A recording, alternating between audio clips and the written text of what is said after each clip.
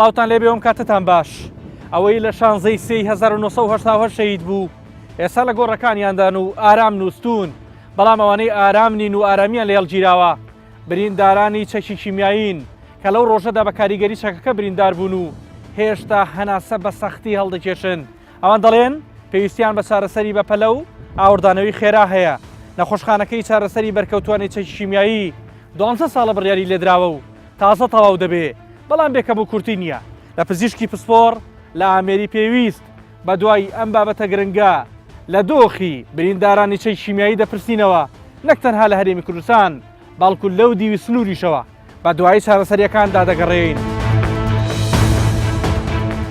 ژمارەی ئەو کەسانەی کە دەوترێت بەرکەوتەی چەکی کیمیابارانی 16 سێی ساڵی 1970 جۆرا و جۆرن هەریەکە و باز لە ژمارەیەک دەکا نوێترین ئاماری وەزارەتی کاروباری شەیدان و ئەنفاکراوانی حکوومەتی هەرێمی کوردستان دەڵێت 972 بەرکەوتووی چەکی کیمیایی بوونیان هەیە ئەم ژمارەیە لای وەزارەتی تەندروستی جیاوازە ئێستاش هەر کۆڵان و گەڕێکێکی ئەم شارە ئازار و یادگارێکی کارەساتی کیمیابارانی لێبەجێماوە لە کتێبخانە بچووکەکەی ئەم ماڵەدا تەنها کتێب دانەنراوە بەڵکو دەرمان و چارەسەریش دانراون ئێرە ماڵی مامۆستا عەلی هەڵەبجەییە ئەو کاتەی سەردانمان کرد تەنها یەک ڕۆژ بوو بۆ چارەسەری نەخۆشی سیەکانی لە سلێمانی گەڕابوویەوە ئەو پێویستی زۆری بە کارەبا هەیە بۆ شەحنکردنەوەی ئامێری هەناسەدانی بەڵام تەنها مۆلیدەی گەڕەکەکەیان 3 ئەمپێر کارەبای بە دیاری پێداوە و کاتی سەردانەکەی ئێمەش کاتی پشووی مۆلیدەکە بوو ئەوەی زیاتر مامۆستا عەلی نیگەران دەکات هەڕەشەی بڕینی ئەو موچە کەمەیە کە وەک بریندارێکی چەکی کیمیایی پێی دەدرێ بڕەکەیش تەنها 400,000 دینارە. ماڵی مامۆستا عەلی مەحموود کە من بمبەخشە جەنابە بە تەندروستێکی ناباشەوە مقابلە دەکەین یانجێ لە جەنابەت بگرین لای شەحنێکمان داناوە تا بەرچاومان ڕوونتر بێ و جەنابیش بێ جیازەکە شەحنکەیتەوە چاوەڕانی ئەو بێ کارەبایە بی تا بەڕاستی با لە کارەباکە و دەست پێ بکەم نائکرا بۆ جەنابتان کارەبایکی فەرمیتان پێ بگا ئایا ئەو مەحەتە ڕئیسی ئەوە دوورە کە کارەبا بە ماڵیشی وەکو جەنابەت کە پێویستە بە کارەبای بەردەوام هەیە وەڵی دیارە پرسیارمان بۆ کراوە باڵێن بەڵام ئێمە قایمقامێکشی بۆ کردین ئەم نەخشەخان ئینزاری هەموو خاوەنمۆلیدەکانی کرد سیان پرسیاوی پێداوین یعنی زیاوە بۆ قەزی ئەمە بەڵێ کوژێتەوە ڕڵەبەتەوە گیان بەوەیە کە پارێسیان پێڕی تووشیان پێرشان بە هەدیە بەڵێ باسی کارە بە ڕئیسەکە مامۆستا هەر بۆکو ڕئیسی نەوەڵاتیشمان بۆ نەکراوە بەس ئومێد هەیە کە بکرێتە 16 ئەمپێری ئەوە تقریبا 8 ساعت شتێکی وایە 12 ساعت شتێکی وا هەبێ ئەتر ئەگەرەوە هەبێ ئەمەم شەحنە بە 6 ساعتەکە ئێستا چەندی سیەکانی تۆ لە کار کەوتووە؟ لە 7 بەپێی دکتۆرە 7 جوان ئیش ناکە و بە بچووکترین ڤایرۆس و بچووکترین هەڵامەت و سەرما و خەفەت و تەپوتۆزی دوو کەڵەمانە ئێمە سیەکانمان ئەگیرە کە گیرای یەکسەر پێویستی بە پاکردنەوە هەیە پاکردنەوەی بەچیە بە عیلاجە. بە چەند تەلەفۆنێک و لە گەڕێکی سەرای هەڵەبجە ماڵی یەکێک لە بریندارەکانی دیکەی کیمیاباران دەدۆزینەوە ئەویش ماڵی دایکە نەسرین جەعفەرە ئەو بێجگە لە برینداربوونی خۆی 3 منداڵی تەمەن 7 و 8 و 2 ساڵانی شەهیدن زۆر بیریان دەکا خۆشی بە ناچاری تا کۆتایی تەمەن دەبێت دەرمانەکانی بەکار بهێنێ. ئەمانەت هەمووی بەکارهێناوە هەمووی تاران بەخوا دوو ئۆنێتریشم فڕەداوە ئارە قەسەم بەخوا لەکوێ ئەم چارەسەرانت وەرگرت؟ وەڵا ئەمە لە تارە ئەی لێرە نییە؟ ئەم پەمپیانە بۆ کار هاوردم حەچی دان و هەڵوەری فڕەمدا تۆ چەند کەسە لە کیمیابارانەکە سیارم تیا چوو برازاکم تیا چوو خەزورێشم تیا چوو خۆشم چوو بوون دەستەی ئەوان زۆر بیری مناڵەکانەکە ئێستا دوای 31 ساڵ چۆن بیریان ناکەمەوە خواردنە چی دایکە بیری مناڵی خۆی نەکاتەوە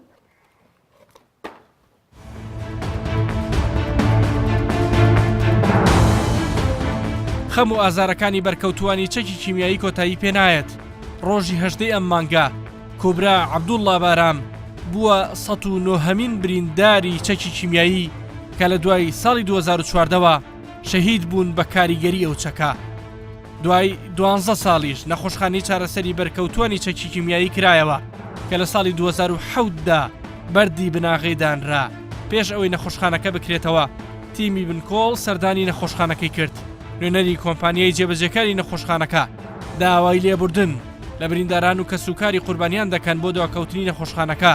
بەشێک لە هۆکارەکەی بۆ قەیرانی دارایی دەیگێڕنەوە. نایشارنەوە زیاتر لە 15 ملیۆن دۆلاریان بۆ پرۆژەکە خەرج کردووە کە لە بنەڕەتدا 12 ملیۆن دۆلاری بۆ تەرخان کرابوو. داوای لێبوردن لە کەسوکاری شەهیدانی سەربەرز دەکەین کە دەکرا ئەم پرۆژەیە زۆر بە خێرایی تەواو بکرا، بەڵام بەداخەوە قەیرانی دارایی وای کرد بۆ هۆکاری دواکەوتنی ئەم نەخۆشخانەیە. ئەگەرچی ڕۆژ بە ڕۆژ نەخۆشەکانی چەکی کیمیایی ڕێژەی سەختی برینەکانیان ڕووی لە زیاد بوونە، بەڵام بەڕێوەبەری تەندروستی پارێزگاکە بەڵێن دەدا چیدی برینداران نابنە مانشێتی ڕۆژنامەکان کە بەبێ چارەسەر شەهید بوو بن و سەریان نابێتەوە. بەڵام خەمیان بەڕێوەبەرە ئێستا وێڕای هێرانی پسپۆری زیاتر و ئامێری باشتر و دانانی سنتەری چاندنی گلێنی چاوەکان هاوکات نەبوونی بودجەی تایبەت بەو نەخۆشخانەیە بەوتەی خۆی لەمپار بۆ هەموو کارەکانی دروست دەکا، هەروەک تۆمارکردنی ناوی هەندێک کەس بە نەخۆش و ناردنە دەرەوەیان بۆ دەرەوەی وڵات کە نەخۆش نەبوون لە بنەڕەتدا نیگەرانی کردووە. هەندێک لەو کەسانە کە ئەیانەوێت کە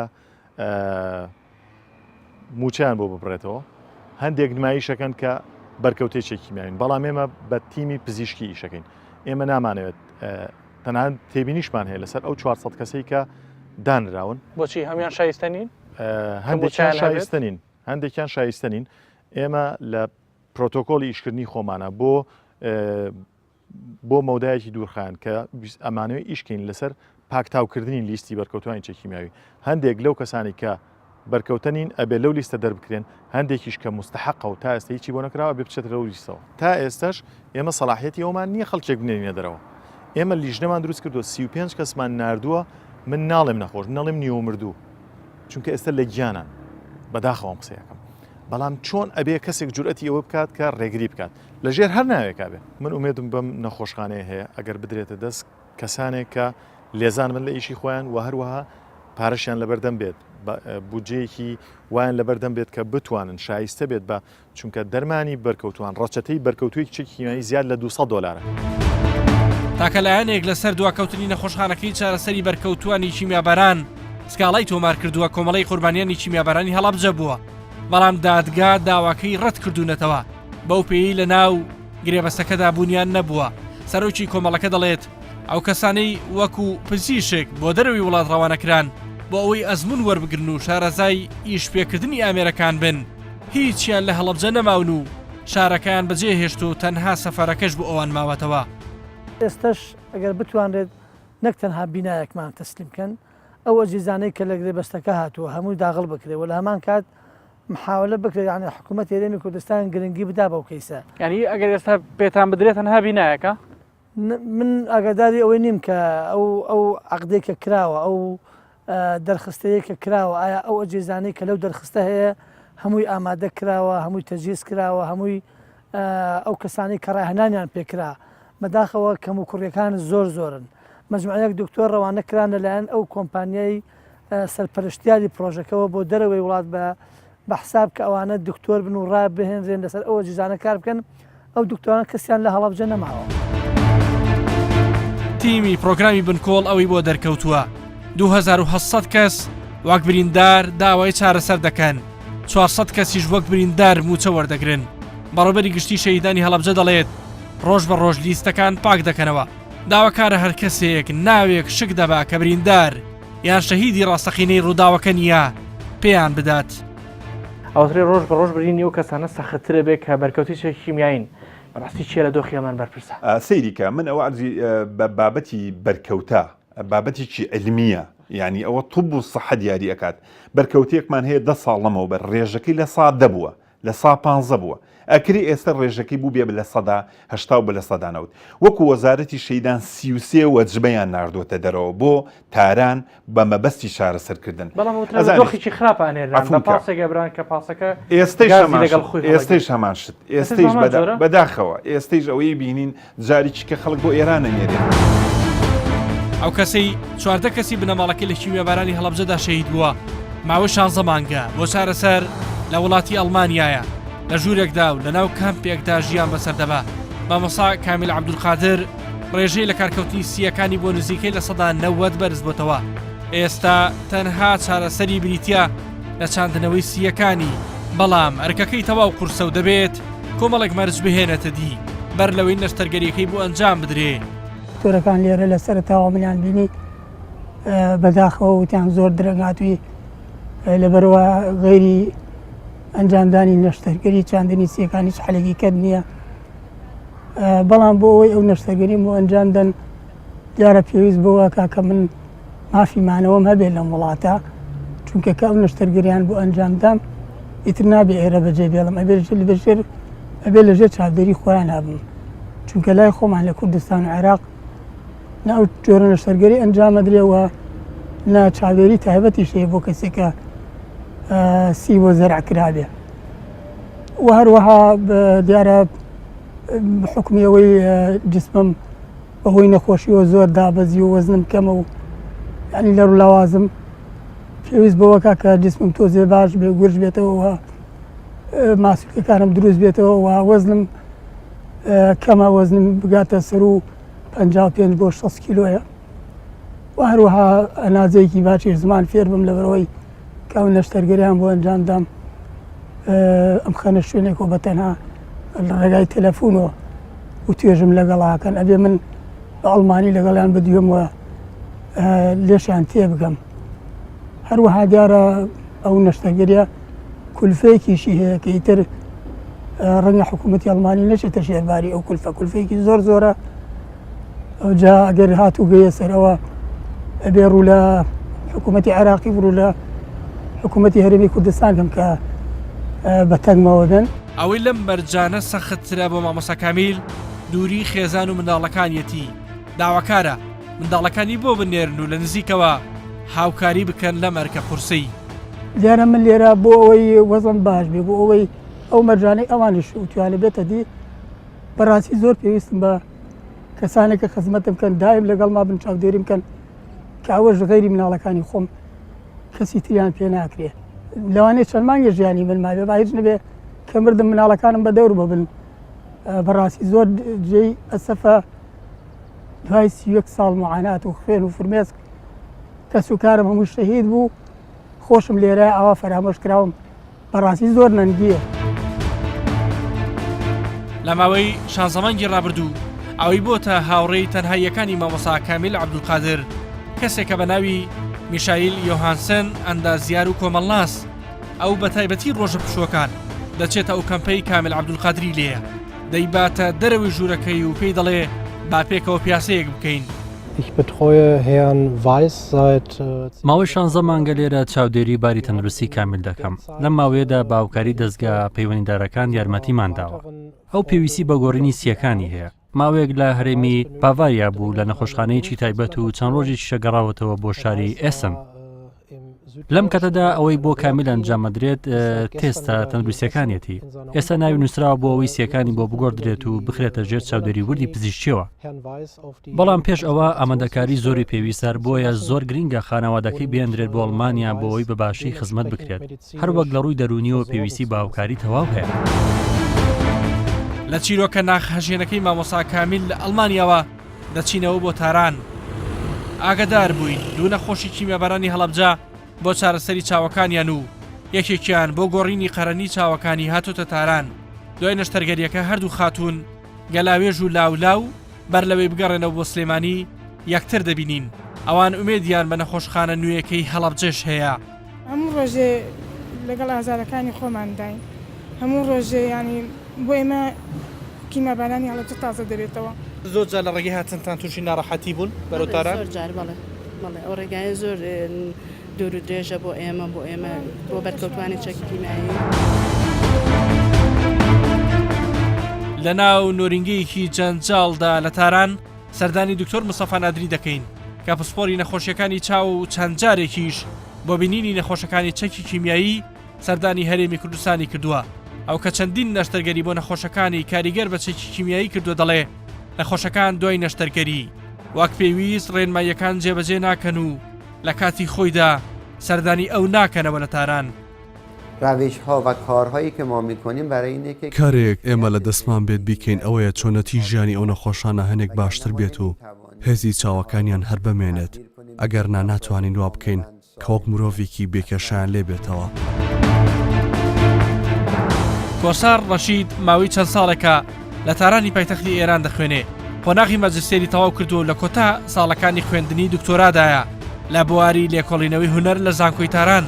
کۆسار وێڕای ئەوەی برایەکی شەهیدی کیمیابارانی هەڵەبجەیە هاوکات دایکی بە تەمەنیشی برینداری هەمان کارساتە چەند جارێکیش لەسەر خەرجی خۆیان بردویانە بۆ تاران ئەو نایشارێتەوە کە ئاگداری ئەو پێوەرانە نین کە نەخۆشێک لە نەخۆشێکی تر جیا دەکاتەوە کە بۆ چارەسەر بۆ دەروی وڵات دەیان نێرن. لە تاران کاتێک ئەتەوێت گفتوگویەک ئەنجام بدەیت یان مقابلەی کەسێک بکەیت بێگومان ئەگەر توێ پارچێک یان شوێنێکی گشتی یان سەر شەقام و خیابانێک هەڵبژێری ئاستەنگ و زەحمەتی زۆر دێتە بەردەم بۆیە ناچاری تۆ کافتریایەک هەڵبژێری بە بڕەپارەیەکی ڕەمزی ڕێبکەوی لەگەڵ یان بە گفتوگوی خۆی ئەنجام بدەیت. هەڵبەتە ئێمە لە یەکێک لە کافتریاکانین لە پارچی گفتوگۆ لە تاران ئەمە بپرسم بەڕاستی تا چەنە خزمەتی با لە بەرکەوتوان و دەست پێ بکەین چی کیمیایی کراوە و چارەسەریان بۆ دانراوە قسەی جەنابەت ئەوەی کە دێ بۆ چارەسەر مستحقە چونکە هیچ کەسێک نییە ساغ بێ و داوای چارەسەر بکات بەڵام ئەبێ ئەم بابەتە ڕێک بخرێت یعنی کەسانێک خۆیان ئەگەر ناسین و ناسراوێکیان لە ڕێگەی شوێنێک وە نەبێ ناتوانن نەخۆشەکەی بگەین تا ئەو ڕێگایە.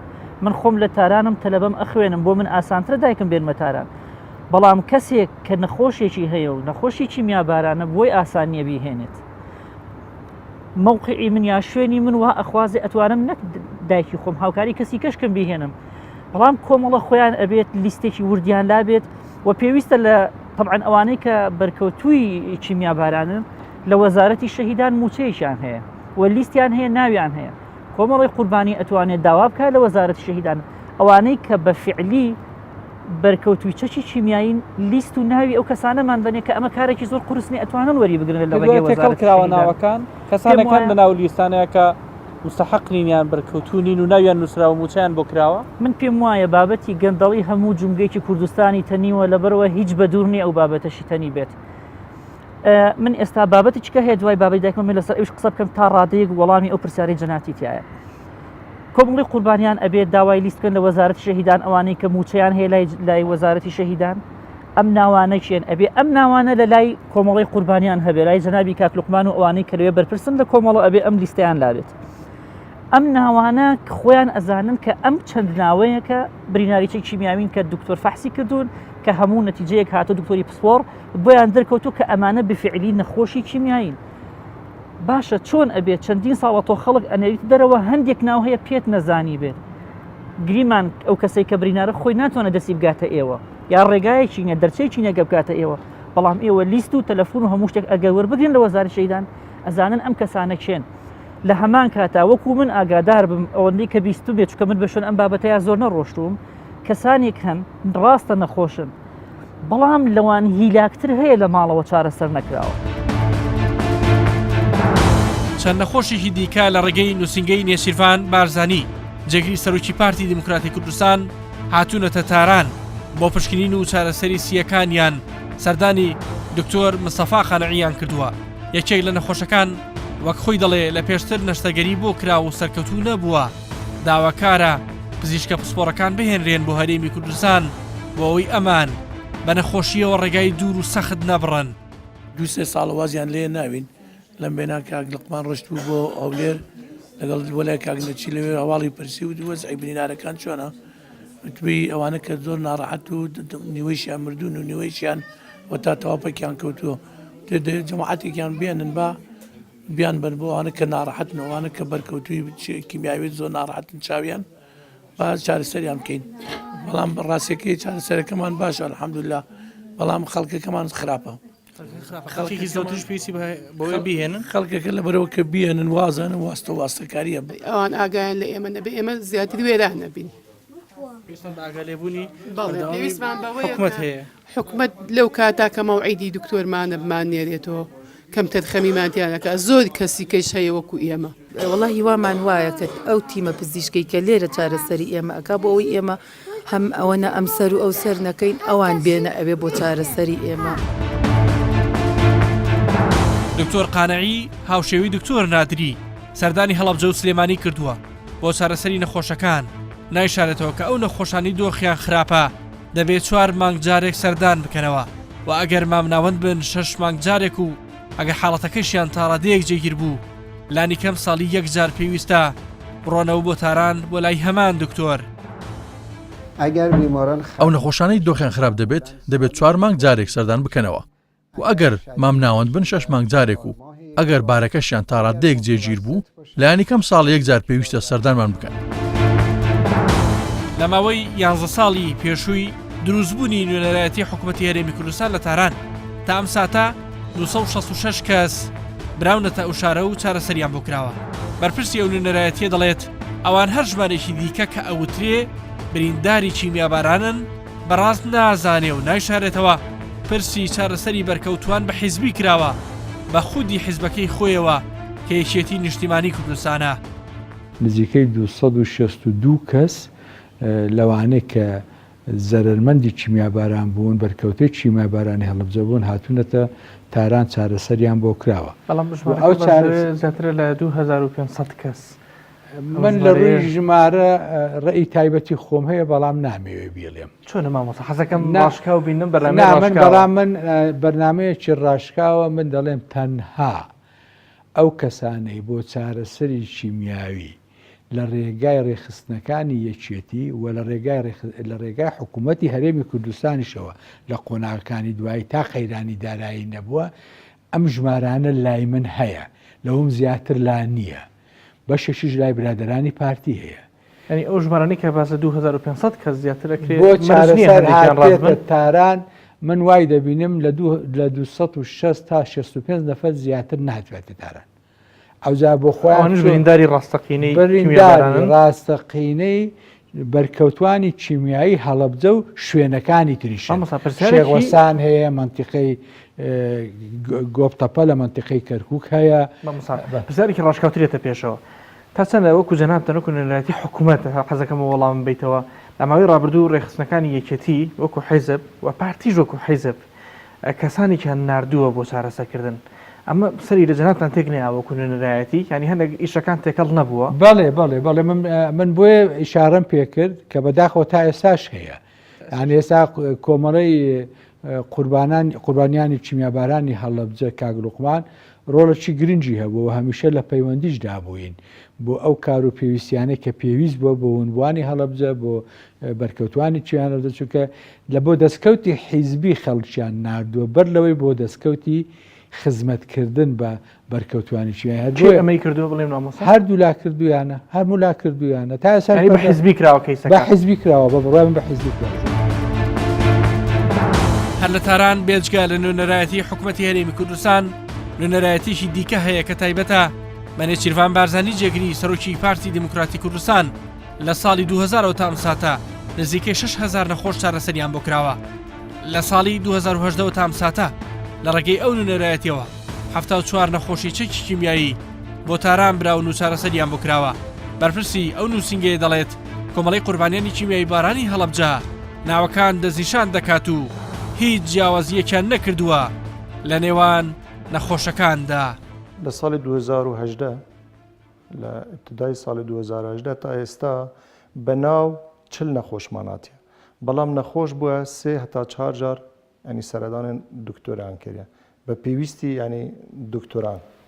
ژمارەتان لە بەردەستیان ناوێکتان لە بەڵێ ئەرێ وڵا ناومان هەیە ئەو ئێستا وای 32 نەخۆشمان کەوە جارێ ئەولا ناتوە بەڵێ دیکەشمان هەیە نەخۆش کیمیابارانی حەلەبچێ ئەوەش 7 نەخۆشێک و سەردامان کردە بەڵێ باشە بڵێ ئەوەش 9 نەخۆشێک و سەردامان کردە ئەمە نەهمی 2010 نووسراوە 2010 ینی لە سەرەتای ساڵی 2010ەوە دەست بۆ پرۆسێکراوە بۆچی پێشتر ناکرا کاکتاڵب؟ وەڵا سەردان نەکرد بوو مەکتەبمان وە بزانم لە مەکتەبی جنابی سەرۆک ئەوان چونە مەکتەبی جنابی سەرۆک لەوێرە چارەسەریان وەردەگرت ئەوە ساڵی 2010 هاتینە لایمە ئەمەیشی ئەو نەخۆشی لە ساڵی 2010ەوە داواکاریەکە لە ئێوە کراوە ئەم پەیمانەڵێن چەرە ژمارەکە؟ ژمارەکە دیارە؟ لێرە دەبیتە نزیکی 74 نەخۆش 74 نەخۆش لە سەرەتای ساڵی 2010 تا ئەم ساتەکە قساکەین ڕێی مەکتەبی ئەوە هاتوون ئەم نەخۆشانە کێن چیان بۆکەن بەڕاستی بۆی وردەکاریەکەش لای هەوڵەتیان ڕوون بێ نەخۆش دەهێت هەر لە مەسرەفی خوان ینی هاتوچۆن خواردن هۆتێل ئەوە هەموو لەسەر حسابی مەکتەبە لەوێرە پارەیان دێدەنێ لێرەش دەهێت لە حتا 30-40-50-60 نازانم ئەوە لەسەر دکتور دەمێنی لەسەر نەخۆشەکەی دەمێنی چەند مەسرافیت هەموو ئایدێمەیە یعنی یەک نەخۆش دێتێرە یەک دینارش پارای سەرف ناکرد یەک دینارش سەرف ناکرد هەموو ئایدی خۆمانە لێرە چەند دکتوران حەزیان لەو بووکو ببێنە کوردستان سەردانی نەخۆشەخانە بکەن پێیان خۆش بوو وەختە بچنە ژۆرە ئەمەلیات دوسێ دکتۆری خۆمان لەگەل بچن بەڵام دکتۆری خۆمان ینی چی بوو جناب بڵێم ینی پێیان خۆش نەبووە ویشەی هەرێمی کوردستان دکتۆری خۆمان پێخۆان خۆش نەبوو پێیان یعنی بە ڕوونتر بێ دکتۆر لە هەرێمی کوردستان پێی خۆش نەبوو دکتۆری ئێرانی پسپۆر بێت لەوێ نەخۆش ببینێ ئاریوەڵە دکتۆری پێی خۆش نەبوو